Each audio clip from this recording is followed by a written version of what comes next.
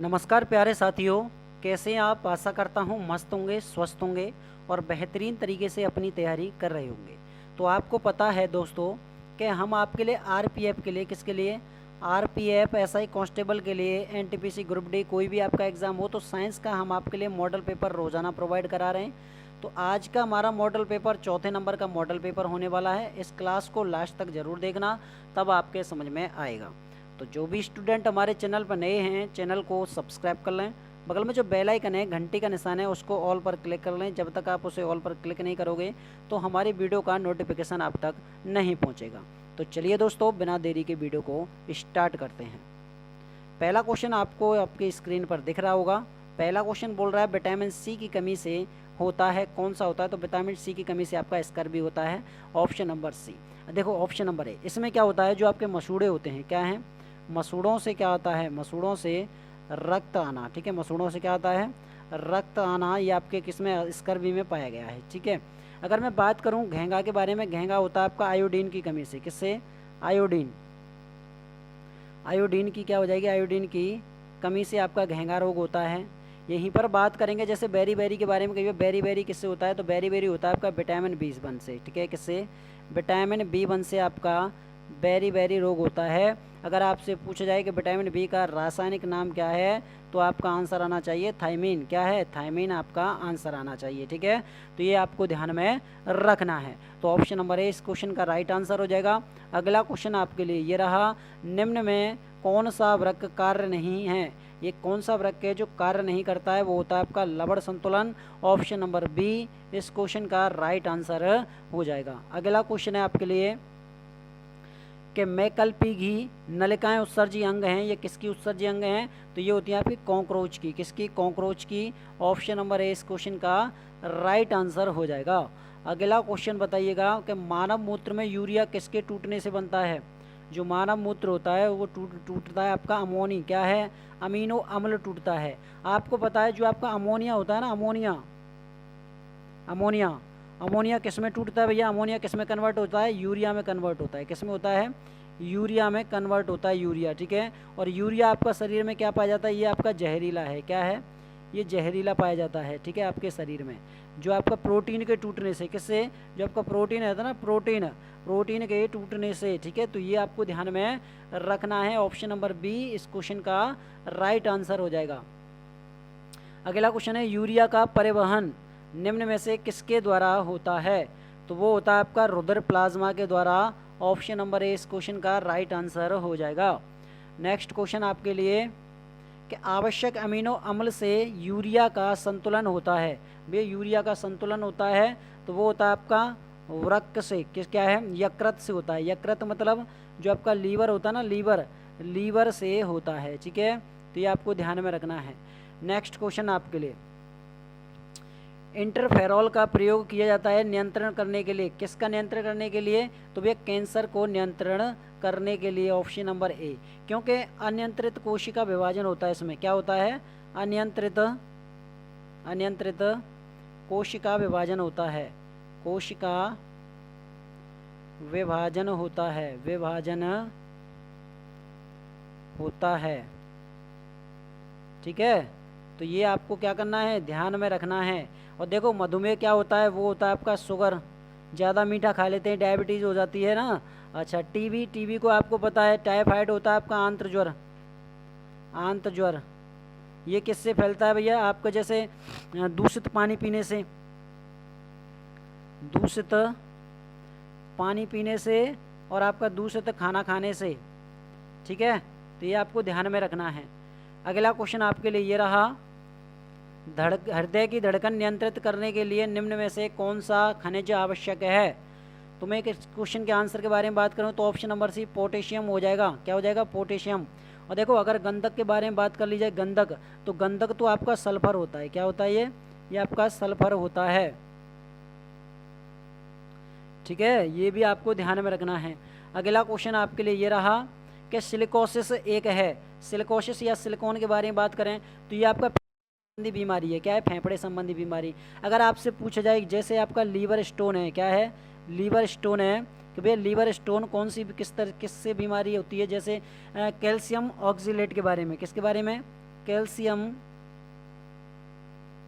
Calcium oxalate से होता है। ठीक है, तो ये भी आपको ध्यान में रख लेना है। अगला क्वेश्चन बताएंगे। अगला क्वेश्चन आपके सामने ये रहा, थायराइड ग्रंथि की खराबी किसकी कमी के कारण होती है? जो आपकी थायराइड ग्रंथि होती है वो किसकी कमी के कारण होती है? वो होती है आपके आयोडीन की कमी से। और जो थायराइड आयोडीन की कमी से होता है आपका घेंगा, क्या होता है? घेंगा रोग होता है। ये कहाँ पर होता है? ये होता है आपके गर्दन पर। कहाँ पर? गर्दन पर होता है। ठीक है, तो ये भी आपको नोट कर लेना है। और देखो, गर्दन में आपकी थायराइड पाई जाती है, और थायराइड में आपका एक पैराथायराइड होता है। क्या होता है? पैराथायराइड। ठीक है, तो ये भी आपको नोट कर लेना है। ऑप्शन नंबर सी इसका राइट आंसर हो जाएगा।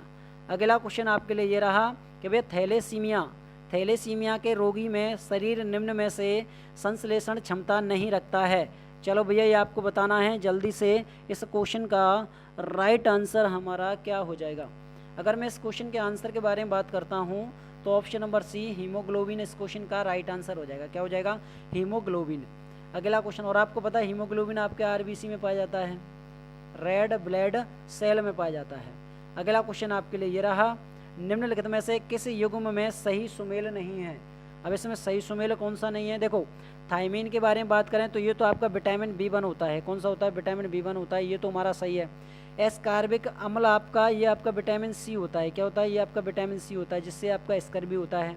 और ये आपका जो मसूड़ों में जो आपका रक्त आता है ना, वो आपका विटामिन सी से होता है। विटामिन के होता है आपका जो रक्त का थक्का, जैसे क्लाउटिंग हो जाती है, रक्त मतलब कट जाता है बॉडी में, तो भैया रक्त मतलब क्या है कि स्टॉप नहीं हो पाता, मतलब रुक नहीं पाता है, वो चलता रहता है। तो विटामिन के की कमी होती है। वो क्या है? विटामिन के की कमी।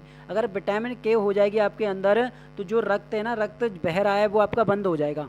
ठीक है, अच्छा, ए से आपकी वर्णाधता नहीं होती है, इससे तो भैया आपकी रतौंधी होती है। क्या होती है? वो होती है आपकी रतौंधी होती है। ठीक है, तो इसलिए हमारा ऑप्शन नंबर सी इसका राइट आंसर हो जाएगा। सी इसका बिल्कुल सही जवाब हो जाएगा। अगले क्वेश्चन की तरफ बढ़ेंगे। अगला क्वेश्चन, ये मोस्ट इंपोर्टेंट क्वेश्चन। देखो, एक वर्णाध पुरुष एक सामान्य महिला का विवाह करता है और वर्णाधता के लक्षण उत्पन्न होंगे, किस में होंगे? पुत्रों में होंगे, पुत्रियों में होंगे, पुत्रों के पुत्र में होंगे, या पुत्रियों के पुत्र में होंगे। देखो, आपको पता है, अगर मैं मेल के बारे में बात करूँ और फीमेल के बारे में बात कर लूँ, ठीक है, मेल और फीमेल, देखो क्रोमोसोम के बारे में बात करेंगे तो मेल में क्रोमोसोम कौन से पाए जाते हैं? एक्स और वाई पाए जाते हैं। फीमेल में आपके एक्स और एक्स क्रोमोसोम पाए जाते हैं, गुणसूत्र पाए जाते हैं। ठीक है, अगर इसमें बात की जाए जैसे कि मेल का एक्स क्रोमोसोम और भैया वाई का आपका क्या है? फीमेल का एक्स क्रोमोसोम, एक्स और वाई दोनों मिल जाएंगे, एक्स और वाई दोनों मिलते हैं, तो भैया किसका जन्म होता है? पुत्र का जन्म होता है। किसका होता है? पुत्र का जन्म होगा। ठीक है, पुत्र का जन्म होगा, ये समझना ध्यान से। अगर मैं आपसे पूछूं भैया जैसे कि महिला का एक्स और भैया क्या है? पुरुष का एक्स, जब ये दोनों मिलेंगे तो क्या बनाएंगे? एक्स एक्स बनाएंगे। जब एक्स एक्स बनाएंगे तो क्या भैया? पुत्री का जन्म होगा। किसका होगा? पुत्री का जन्म होगा, पुत्री का जन्म। और कुछ समय ऐसा होता है कि भैया ना तो पुत्र होता है ना पुत्री होती है, जो बीच का मेल होता है, जैसे हम क्या कहते हैं किन्नर। ठीक है, तो वो कैसे बनता है? देखो, अगर यहाँ पर महिला का पुरुष का एक्स और देखो पुरुष का एक्स वाई और महिला का एक्स यहाँ पर जुड़ जाए, या फिर यहाँ पर एक्स गायब हो जाता है, ओ एक्स आ जाए। ठीक है, एक्स गायब हो जाए, ओ एक्स आ जाए, तो इन दोनों कंडीशनों में आपका क्या है? ना तो पुरुष होगा, ना तो पुत्र होगा, ना तो पुत्र और ना ही पुत्री।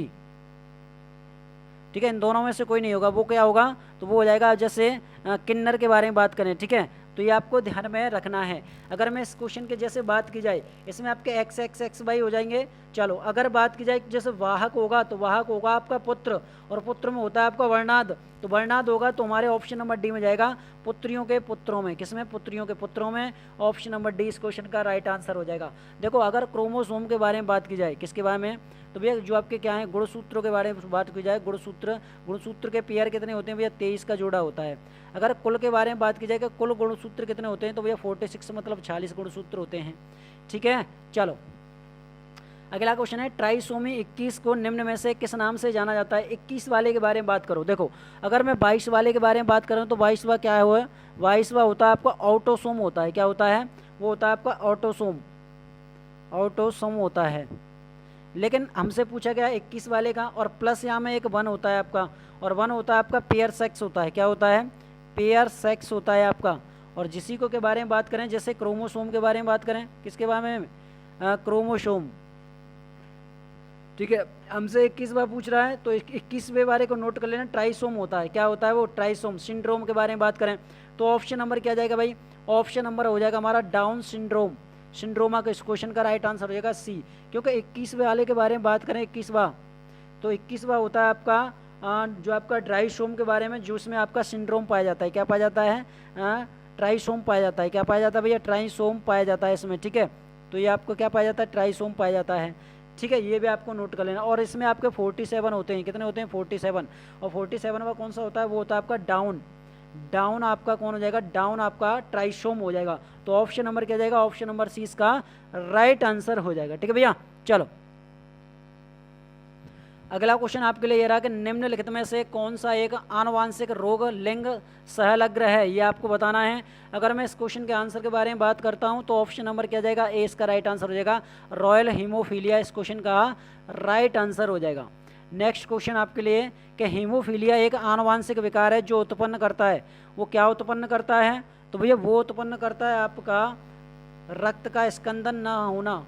ऑप्शन नंबर डी इसका राइट आंसर हो जाएगा। अगला क्वेश्चन आपके लिए ये रहा, निम्न में से कौन सी व्याधि आनुवांशिक है। व्याधि आनुवांशिक के बारे में बात करेंगे तो वो हो जाएगी आपके ऑप्शन नंबर ए, हीमोफीलिया। देखो इसमें आपके आनुवांशिक रोग कौन कौन से होते हैं, आनुवांशिक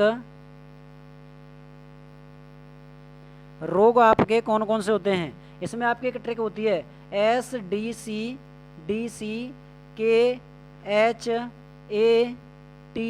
और आपका ए।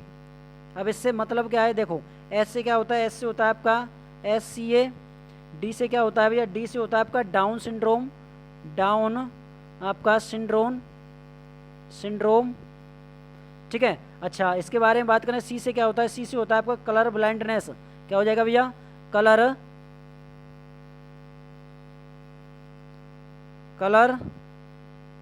ब्लाइंडनेस। तो ये आपका सी से। के बारे में बात करें, के से क्या होता है, के से होता है आपका क्लिफ, क्या हो जाएगा, क्लिफ फिल्टर आपका सिंड्रोम हो जाएगा, ठीक है, सिंड्रोम। आगे बढ़ते हैं, एच से क्या होता है, एच से होता है आपका हीमोफीलिया,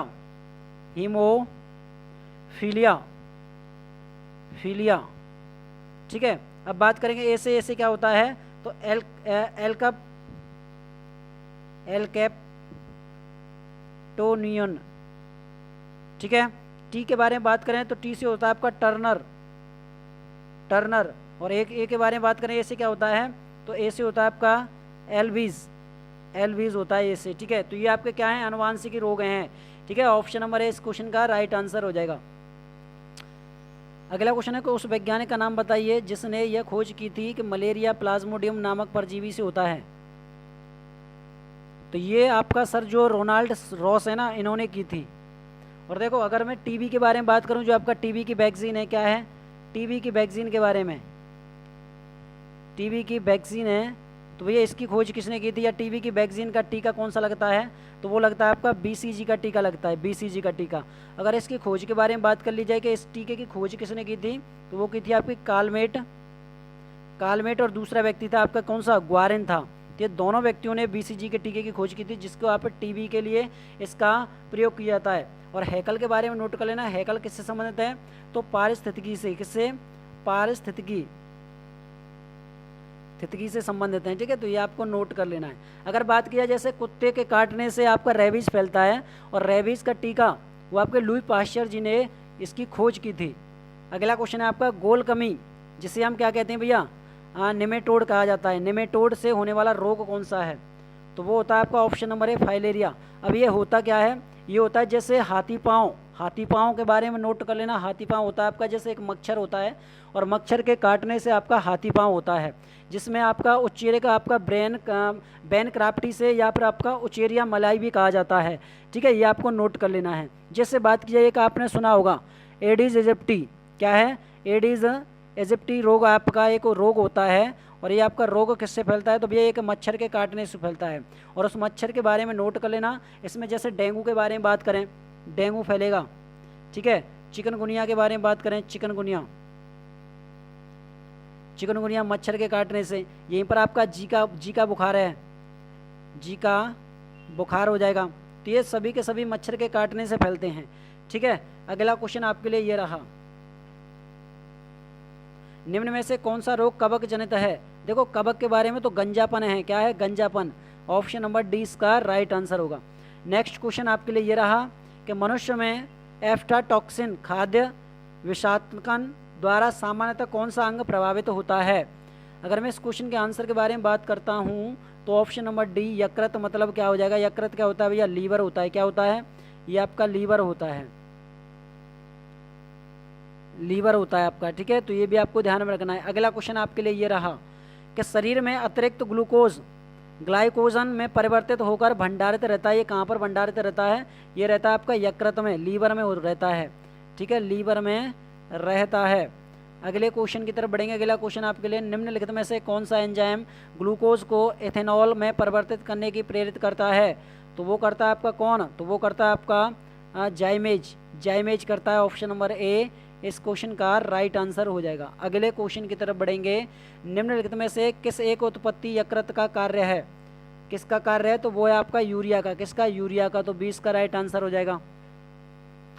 बर्फ का पानी में बदलना एक परिवर्तन होता है। देखो ये चीज़ होती है आपकी, एक तो होता है आपका भौतिक, एक होता है आपका भौतिक और एक होता है आपका रासायनिक, ठीक है। एक होता है आपका भौतिक और एक होता है आपका रासायनिक।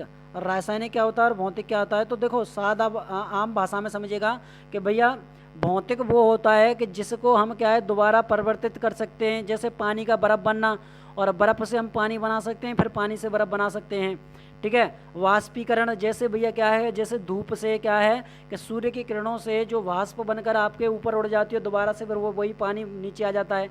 और इसका राइट जैसे बात की जाए तो इस क्वेश्चन का जब आंसर के बारे में बात करें तो ऑप्शन नंबर क्या हो जाएगा, ए इसका राइट आंसर हो जाएगा। ए इसका भौतिक होता है। रासायनिक क्या होता है, जैसे लोहे में जंग लगना, लोहे में जंग लगना, तो ये आपका ऑक्सीकरण हो रहा है। क्या हो रहा है, ऑक्सीकरण।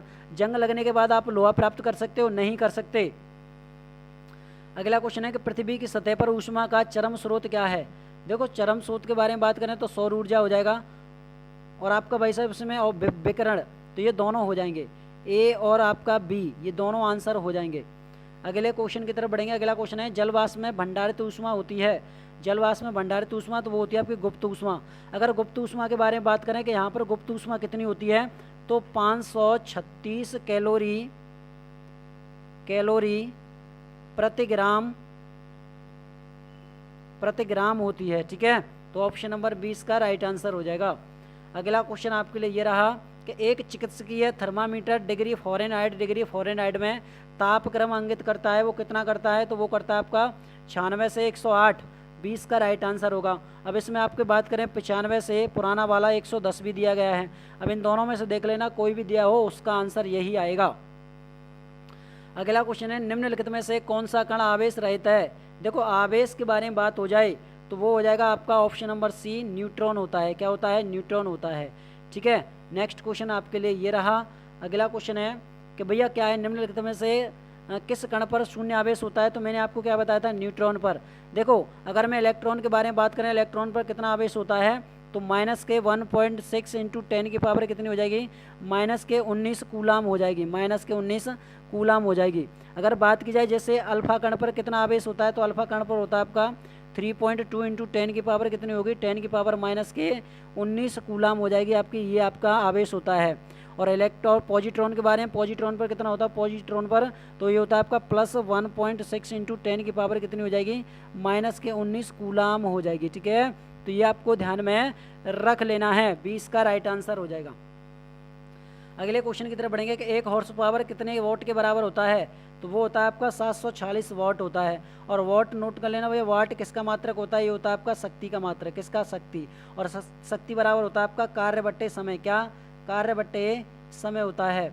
और कार्य का मात्रक क्या होता है कि भैया, कार्य का मात्रक तो हो जाएगा आपका जूल, और समय का मात्रक हो जाएगा आपका सेकंड। तो शक्ति बराबर हो जाएगा जूल बट्टे सेकंड, ठीक है। अच्छा इसमें बात की जाए कि भैया मैं आपसे पूछ लूँ कि 1 मेगावाट बराबर शक्ति कितने वॉट कितना होता है, तो भैया वो हो जाएगा आपका 10⁻6 वॉट होता है, 10⁻6 वॉट होता है, ठीक है। नेक्स्ट क्वेश्चन आपके लिए ये रहा, चालक की विद्युत प्रतिरोधकता की इकाई क्या है, तो इसकी प्रतिरोधकता की इकाई होती है आपकी ohm into metre, ohm into metre होता है। ऑप्शन नंबर डी इसका राइट आंसर हो जाएगा। ठीक है भैया, चलो वोल्ट होता है आपका विभवांतर का मात्रक, किसका, विभवांतर। और एम्पियर होता है आपका किसका, विद्युत धारा का, किसका होता है, ये होता है आपका विद्युत धारा का होता है। ठीक है, नेक्स्ट क्वेश्चन आपके लिए ये रहा, ओम मीटर मात्रक है, तो मैंने आपको बताया था ओम मीटर होता है आपका प्रतिरोधकता का, ऑप्शन नंबर सी इसका राइट आंसर हो जाएगा। नेक्स्ट क्वेश्चन आपके लिए ये रहा कि प्रकाश वर्ष किसकी इकाई होती है, तो प्रकाश वर्ष होती है भैया आपकी समय की, किसकी, सॉरी दूरी की, दूरी की, डी इसका राइट आंसर हो जाएगा। देखो आपको आज की क्लास के क्वेश्चन ये थे। आज की क्लास आपको कैसी लगी कमेंट बॉक्स में बताना। क्लास अच्छी लगे तो क्लास को ज़्यादा से ज़्यादा शेयर करना, लाइक करना, अपने यार दोस्तों के साथ पहुंचा देना। ठीक है, अगर आपको इसका पीडीएफ चाहिए तो पीडीएफ मिलेगा हमारे टेलीग्राम चैनल पर, और टेलीग्राम चैनल की लिंक वीडियो के डिस्क्रिप्शन में लगी हुई है। तो मिलते हैं भाई नेक्स्ट वीडियो में, तब तक के लिए जय हिंद दोस्तों, जय भारत।